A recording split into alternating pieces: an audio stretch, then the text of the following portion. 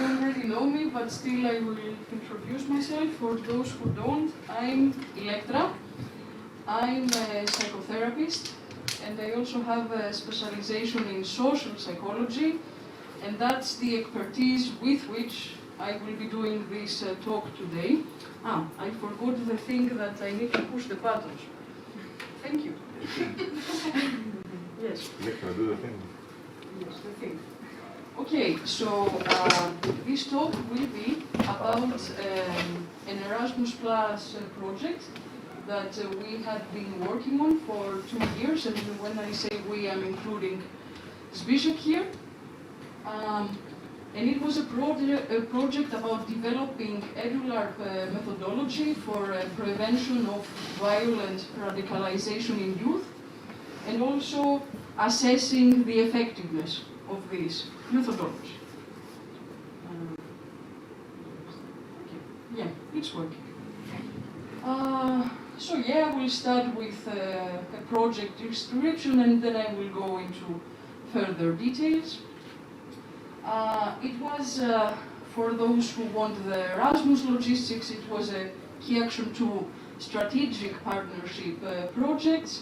The coordinator was Europe for Youth from Poland, and these were the partner organizations. So what we wanted to do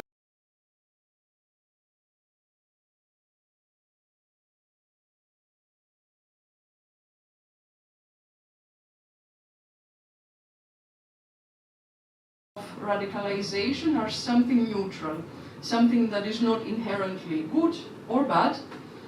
It depends on how you use it, as many other things, as we know.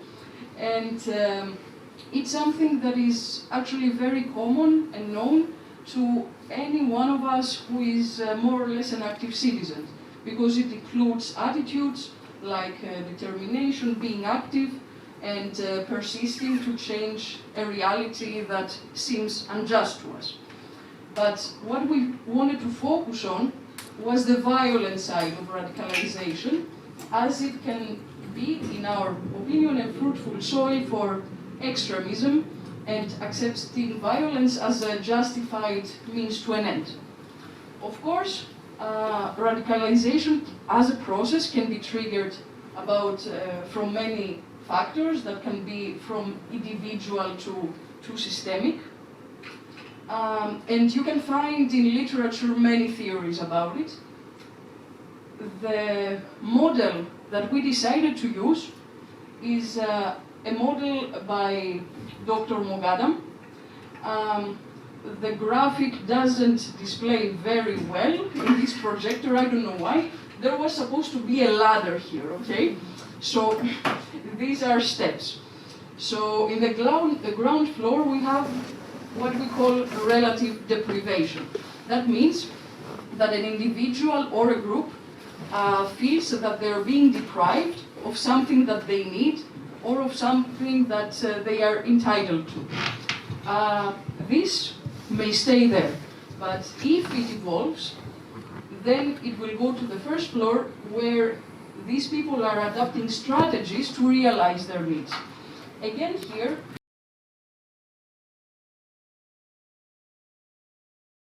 we go up, aggression starts forming and plays towards the person or the situation or the constitution that we feel is responsible for our needs not being met. We can then either stop there or continue further to moral engagement, categorical thinking, and at very, very extreme cases, terrorist acts. So, what we wanted to do was to create methodology to address many of these different steps of the radicalization process.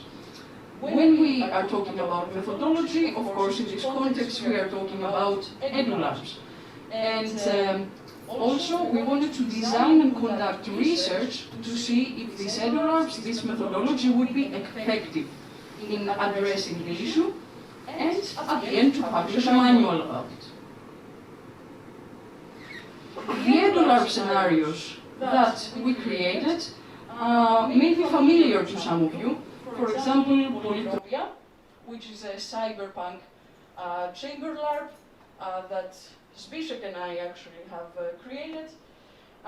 It concerns trust relations between people, institutions, and machines. We played this, among other times, in the last portal in Zagreb. I see some people here who were players. School Council. It's a chamber LARP again about active participation set in a universe where everybody has superpowers. Katerina has played it. Edinu 2.0, a chamber LARP set in the setting of Edinu, where a migration wave is taking place in a post-apocalyptic world. Siege of Gimleby, that was the only LARP that was actually not run in a chamber format. It was an outdoor LARP where a siege was taking place in the setting of Gimle. And then we had French Revolution, and I think the name is self-explanatory. It's a chamber LARP about the French Revolution. The cool thing about this LARP is that the characters were actually real historical figures that took part in these events. Am I going too quickly? Too slow? I'm okay. Zbigniew, do you want anything to add about the scenarios before I continue? Just, it was also fun playing them. It was, first of all, it was fun for us creating it. Like, I can remember times with Zbigniew being in the same room and just laughing our hearts out while designing.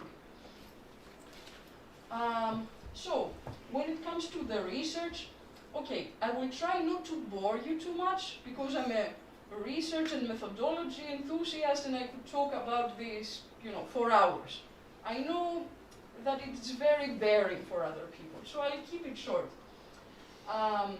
In order to measure the effectiveness of the methodology, we wanted to measure it on two levels. Okay, first of all, to see if eduLARP generally, as a methodology, is effective to address this issue, and on the second level, if the specific content of the specific eduLARPs actually managed to give us the educational outcomes that we were intending to get. Some key elements that we included in the research design because according to literature, we know that they are very closely connected with radicalization as a process, was empathy. I think you all know what empathy is, and of course, it's you can understand that it's a factor that is negatively correlating with radicalization. The same goes for self-efficacy, which is the belief that to believe in my own strength and ability to succeed in a socio-political context. And also the sense of belonging, so the sense of being part of something greater than me that actually represents me and makes me feel I'm involved in something meaningful. At the same time, radicalization is also correlating with the acceptance of violence. So whether the individual believes that violence is a justified means to achieve social goals or not. What Yes. is the correlation of sense of belonging and radicalization? So the higher these three are, the less likely you are to become violently radicalized. Okay? But what if I have a sense of belonging to my terrorist organization because I feel that they are my only comrades in this world, blah, blah, blah. That's true. But it's more like understanding that you have a role in the whole society, not in a segregational way, but belonging in the greater societal context. So thank you for the question because it gave me the opportunity to clarify. So on the other hand, the last one is positively correlating with radicalization. Other questions? No? Okay. Moving on. techniques we wanted to use. We had a very, very ambitious research plan. For those who know research, and I'm talking, mainly to Elena here. Okay, so we wanted to combine qualitative and quantitative methods. Don't we always? Okay, so we used online questionnaires, of course, but also individual in-depth interviews, focus group interviews, and observation sheets. So we were giving observation sheets to the GMs and the NPCs of the games right after the game to collect their feedback and observations about what was happening in-game. So the participants, the people testing the games, were young people from age 16 to 30 from the 4 countries, mainly from the 4 countries that were taking part in the partnership. But actually, since we also played it in Croatia, we have more than 4 countries. 10, I guess. Yeah. Because we also played in Poland and True. the youth exchange when we had 5 another countries. So Multiple countries. Okay. And okay, apart from Zagreb, that obviously that was not the case, and the ages were also very different. The main part of these participants were young people that we tried to select based on the presence of risk factors for radicalization in their lives.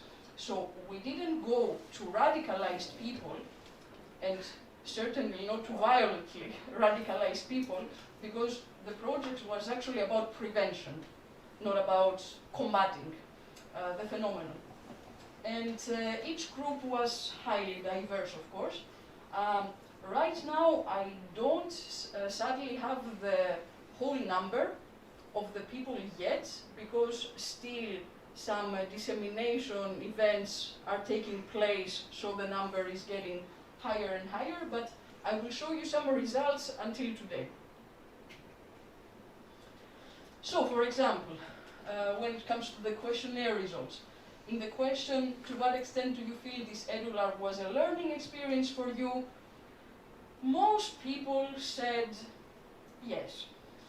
So we have the 4 and 5 being about 70% of the answer, not bad, I think. And this is from all eduLARP scenarios combined. Then, to what extent did you feel emotionally engaged in the scenario and your character? Again, we have the majority being on the moderately or very engaged. To what extent did you feel immersed in the scenario and the character? Almost same results.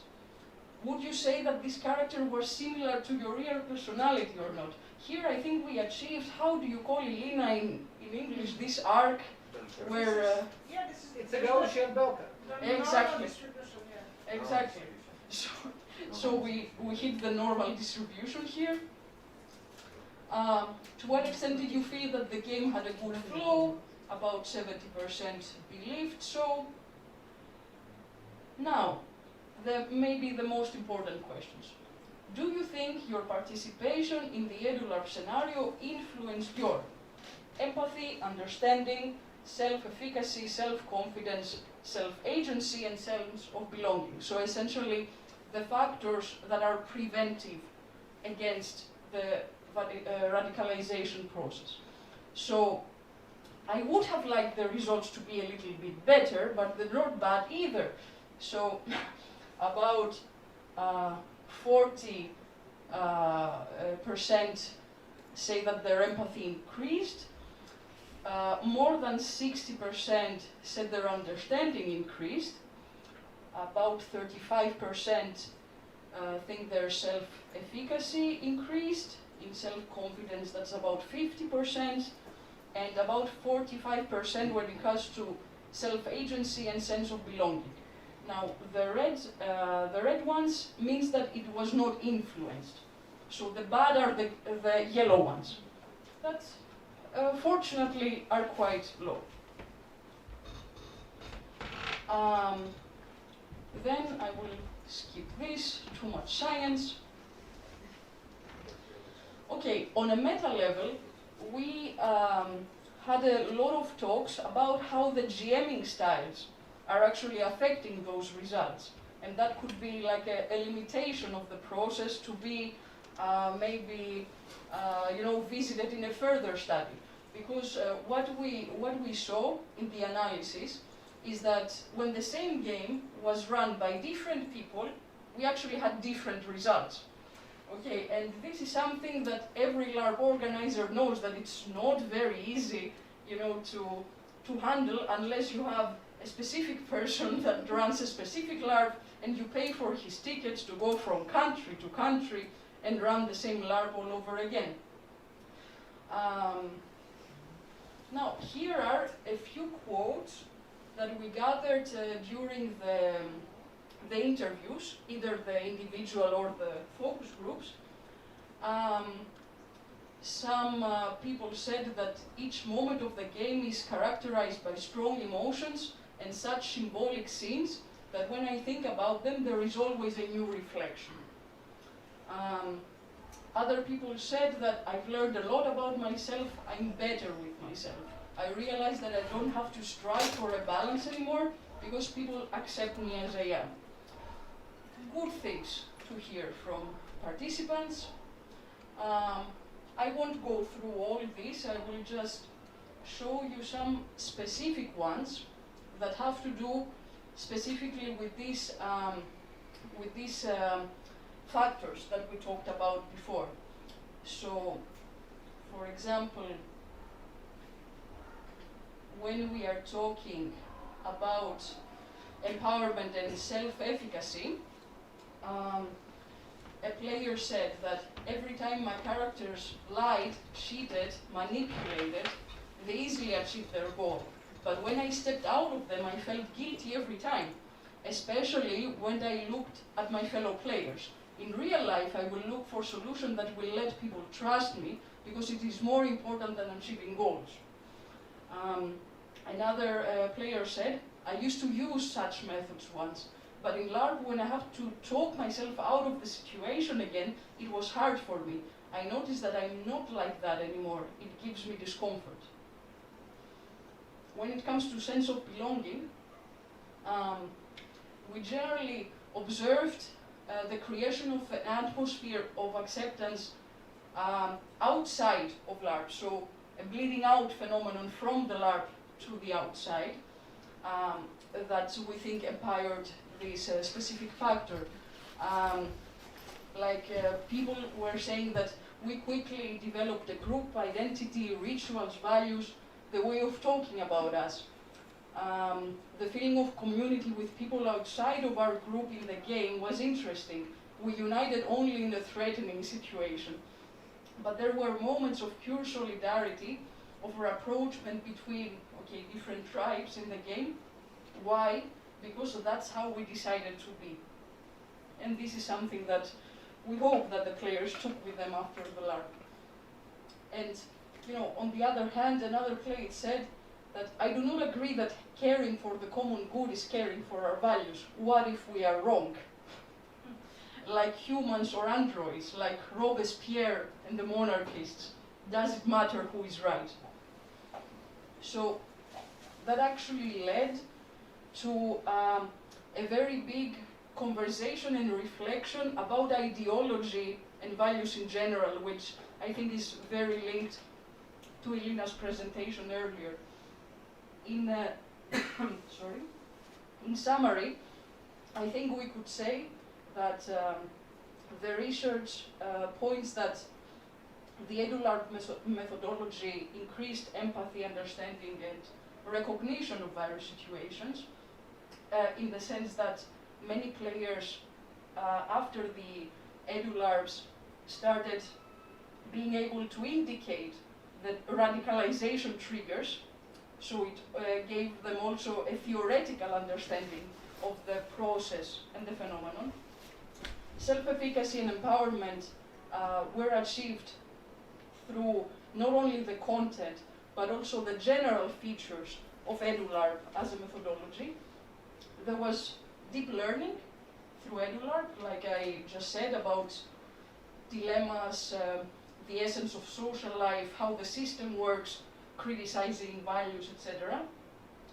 There was, we observed that the players were starting to have critical thinking about themselves and their characters, introspection and separating themselves from their roles in and out of game, testing the consequences of their decision, viewing opinions, and exploring them within the game, and analyzing various variants of the situations. And that was achieved through debriefings and also sharing perspectives with other people in group settings. And I think that was it, what I wanted to show you. And now me and Zbyszek can answer questions, comments. I have two. First, as I have seen, to measure the impact of the activities, you have used a quantitative method like in self-assessment. Do you think that you have become more empathetic, or do you think you have become more... Exactly. Yeah. And you got the actual results from the qualitative methods, because there you saw objectively, not self-assessment, but the objective results. We used counting codes. Yeah. As you saw in a slide that I passed. Yeah. So maybe for this project has ended, right? Yes. Maybe for a next one, have you thought about getting some psychologists? I'm sure they have some fancy empathy test or something like that, and to do before and after quantitative test. That was my idea, exactly. To do a pre-test and a post-test. You would have a solid proof that. Yeah, I know.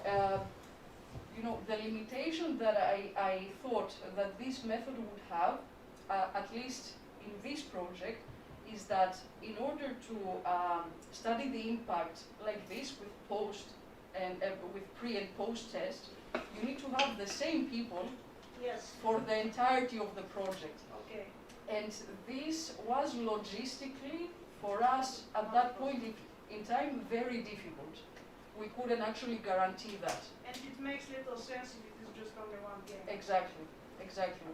So since we had 2 years, first of all, to design the game, to design the methodology, to design the research, and to conduct it, we thought, go simple when it comes to the quantitative methods. Yes. But for example, if the project was to get prolonged, okay, and we have the scenarios and the methodology ready, and we can just focus on the research, I would definitely go for that. And the second is more like a question. The last LARP was about French Revolution, and to my knowledge, among these communities that have more radicalization-prone people, young people, the level of knowledge about stuff is not that high. Mm-hmm. So how did you deal with the fact that maybe many of them didn't know who Robespierre was, getting them in the context about what was going on? Did you have any? Do you want to answer that one? Come up to the camera.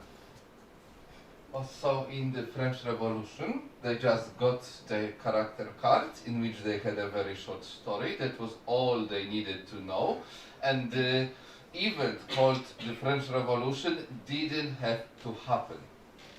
There were some gamistic criteria to be met, that it even either happens or not. So they could actually go without launching the French Revolution. If they didn't knew that it happened historically, they just would not notice it at all. What was important was the negotiation and relations between the characters. So it could have been anything else? I'm not sure. Well, it's just a well-designed LARPs which touches this a lot of social problems, and this French Revolution has these 3 states of France at this moment which have like they are very opposite in their beliefs and ideas. So we have a lot of like heavy intellectual conflicts between them. That's just why this historical setting makes sense to play a LARP about radicalization. We didn't intend to pass any kind of historical information to them. Thank you. And if I can add something to that as a participant, because in the specific LARP I wasn't in any way included in the design, it was a great learning experience because what I learned from this is no matter what you do, the revolution will happen. The thing is, will you be able to sleep at night after it happens by how you behaved during it? And that gives me a lot to take as food for thought when it comes to radicalization processes. I also wanted to answer the first question. Like Electra said, the number of time and resources that we have was limited, and this is like within the DiveIn project, but we treated this as a starter, as a kickoff, like, or a longer story or research, and we can actually talk about what methodology of research could be used to check or measure the impact of LARP, and we already like have time and opportunities to meet for that within the portal Erasmus project, and we are actually planning of launching another partnership which aims especially at designing and conducting research of measuring the impact of LARP on the players, which would not be like the aim of the project to organize conventions or events or games, but to focus on research and include the people who are professionals about it. So this is actually in the plans for the next year. Also thanks to the DiveIn project, in which we touched this topic for the first time. I want in. Okay, let's talk about it. Nice. Something else? Yes. I would like to ask, if we have, I suppose the research data isn't numerous because it's small, as I checked before, it's 2 years of Yeah. research data, not No. The research data wasn't gathered in the span of 2 years. 2 years was the whole project of designing the LARPs, organizing them and doing the research. I see.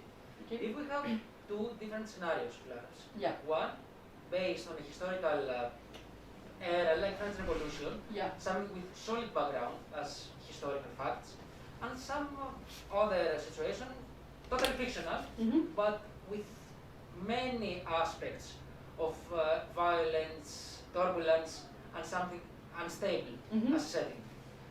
The correlation between the historical, the based one, and the biased, fictional one, how they could compare? If we have something... When it comes to the alibi, Yes. I suppose that's what you would like to see, if the alibi helps or doesn't help. Exactly. Unfortunately, I cannot answer this question because, as you said, the data, at least the numerical ones, are not high enough for me to be able to do the statistics and give you, a valid answer. But I would have loved to be able to give you an answer, because I have these questions also myself. Is there any hypothesis? My hypothesis is that the fictional ones would be more effective. But I don't have the data to confirm right now. Maybe, in the continuation of the project, I will have, this opportunity and I will get back to you. And is there any website or blog to check regularly about any updates for your following projects? Yeah. First of all, I forgot where I put the clicky thing. Okay. Clicky.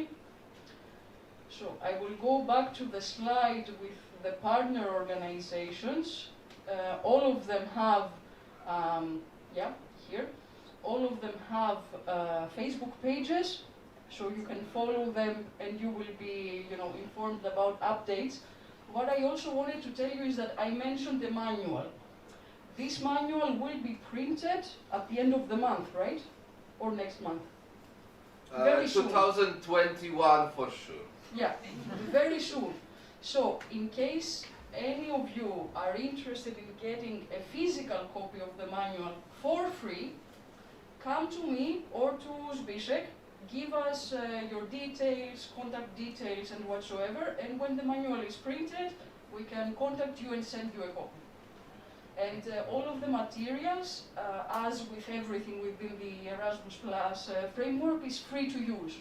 So you can take our scenarios, you can run them without any obligation to us, apart from then contacting us and giving us feedback about how it went. And one last question. Mm-hmm. Sorry for that. Yeah. I would like to ask Mr. Zbigniew. Probably he has seen many scenarios in his experience. The most turbulent one, the most violent expressive one, how this worked as a setting, how players manage to communicate and work together in the most dire situations. From your personal perspective. I would like to hear. Since you asked about my personal experience, I will tell you the image that came first to my mind, and it was in Berlin on a LARP called eduLARP.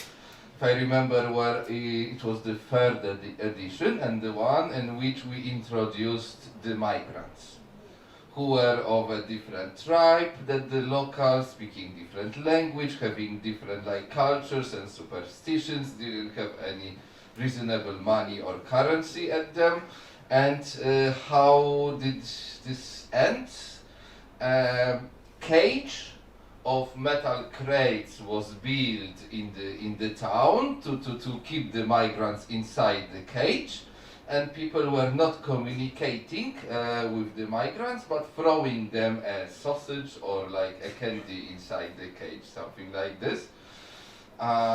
With no physical violence, of course, and a lot of bleed in, bleed out and relation, the rolling workshops held every day, but a lot of violence, whether social or personal, happened during the game, and we really had a lot to reflect upon. Just it already happened, so it's not a spoiler. After 3 days of LARPing and integration, they managed to find jobs, places in other tribes, and have more than half in-game currency in their pockets. And the cage was no longer there. But it really wasn't easy. But also, a funny, interesting observation is that because having a difficult start in the game, they actually cared, the players cared for achieving success in the game. So they really tried a lot, and that's why actually had a lot of social power at the end. I can contribute to that. I was in that cage. Oh, we had one. Please. Come here to show that you're alive and nothing wrong with you. Yeah, so we have a living proof that a person from the cage. As you can see, at some point they took me out of the cage. No, we had. I was a part from the Shanidal group. The group was migrating to a territory already occupied by 3 other tribes, and for the first day of game, we had to simulate the migration journey, and which meant we actually had to walk 3 hours in the forest until arriving there.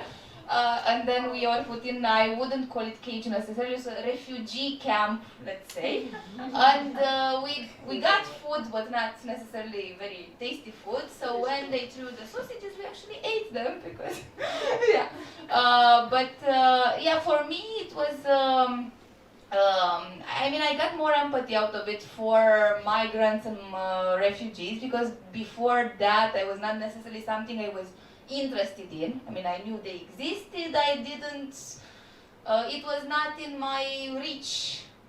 And after that, and all the frustrations of needing to, let's say, survive and maybe even try to thrive in this universe that they had created for us, including with it was not so easy to get jobs actually. At one point I got sword fighting training and they told me, you're a Shanidar, you don't have work permit, we are sorry. If you renounce your Shanidar citizenship, we may be able to recognize your training.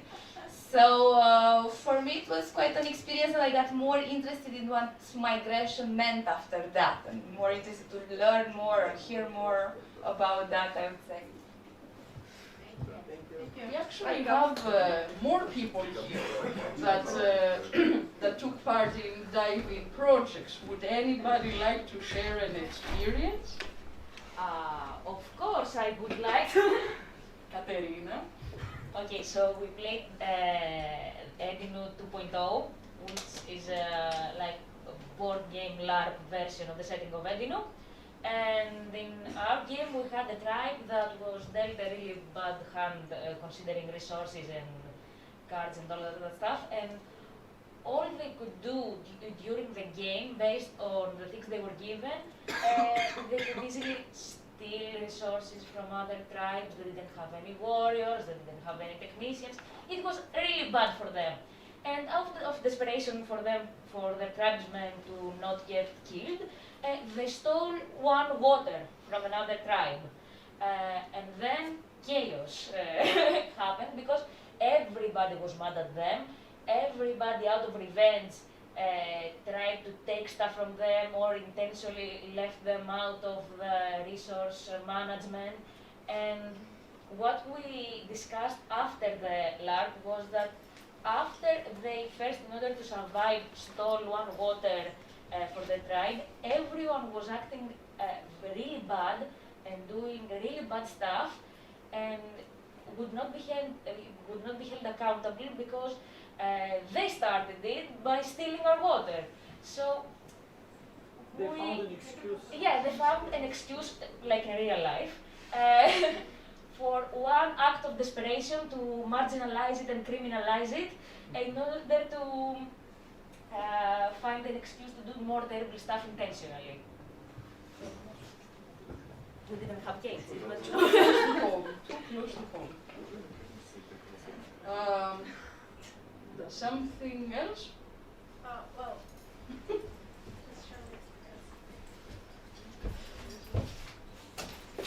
hello. Valentina? Well, I was participating in Edinu 3.0, I guess, in Berlin, and it was very interesting for me to step into other different person shoes, because usually I'm actually migrant and I'm doing a lot of bureaucracy in within European Union to get my documents, and this time I got a role of actually citizen of a city. So get all my documents all clean, and I got my job as a guardian or something, and there was also a migrant crisis, and I really didn't know how to interact, because usually I'm very open to everything since I experienced that most of the time. And yeah, and the thing is that the objective of my character was being very aggressive, very conservative, very close-minded towards the changes and towards new people coming for seeking shelter. And for me personally, it was kind of hard, and for days. But at the middle, I just realized that it's actually very easy to be, very very conservative and not thinking about other people. You're just thinking about your family, your tribe, and that's it. No other borders.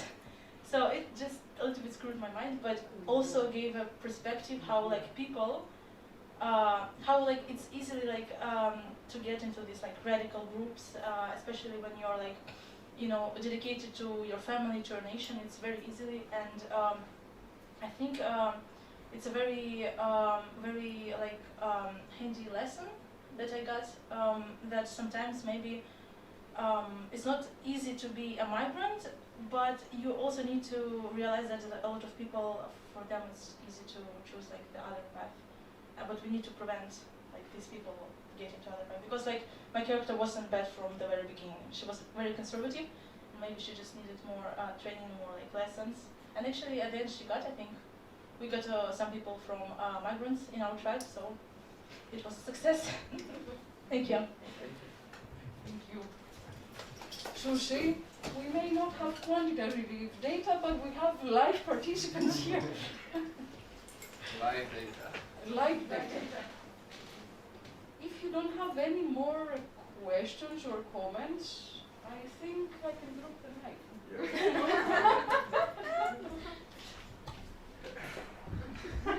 Thank you very much.